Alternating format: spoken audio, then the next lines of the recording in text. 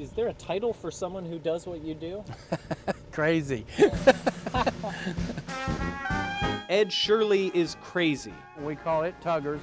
The train we were looking at is called chuggers. About parades. My neighbors have yet to try to get me to leave town because we come in all hours of nights and sometimes we're pretty loud. His artwork can be seen slowly moving down main streets across Illinois. I'm like a lot of people. I thrive on praise. Most people do. If people are happy with you, you're a lot happier with yourself. So by doing this kind of work, it strokes my own ego, essentially. We build a nice float that we like, and then we take it to other parades, and nobody's ever mad at you. It's nice when people, they like the float, they tell you about it.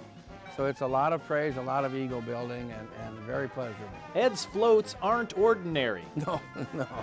No, it's unique. People stop and stare, and they'll pull off the road and take pictures. They light up for night parades, and some even move. Our Duncan float, it's got a lot of animation to it.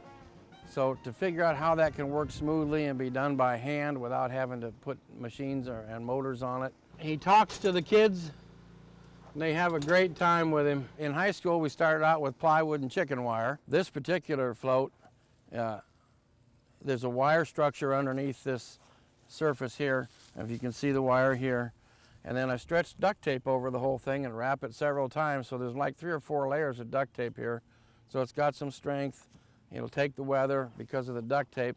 I make everything so it comes apart as easy as possible. As few tools as possible are necessary. It takes about 15 to 20 minutes to assemble when we get to a parade. Ed's garage is full of floats and parts year-round. But of all his creations, the float he's had for 23 years is his favorite. Kind of like dancing with the music with this bird, and that's in my mind.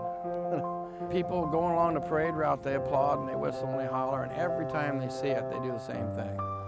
It just strikes a patriotic string in their hearts, and it's an awesome feeling. So essentially, I'm just playing with a puppet back here. I like to come down just above the kids' heads so that if they reach up a little bit, they can actually pet the bottom of that wing, and they just get a big kick out of that. It catches the eye more. It brings that float to life. If it were just perched on a flat plane like an airplane and just went down the street that way, it's impressive, but when it looks like it's actually dodging low trees and wires and kids and cars, it's alive. It comes to life, and that draws a lot more response from the crowds along the street. A lady came up and started picking up garland that had flaked off of the wings. I explained to her that we would clean this up. She didn't have to do that. We'd clean it up when we're done. And she told me, she said, "You don't understand."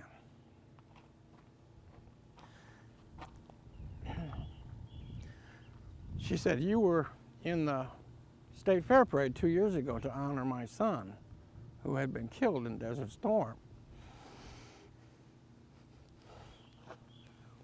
That essentially gave this eagle a purpose. It was a neat spectacle and very inspiring up until then, but that moment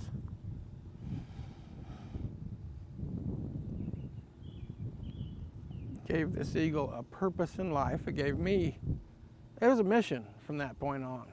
So maybe Ed really is crazy. It's awesome the way people respond. For all the right reasons.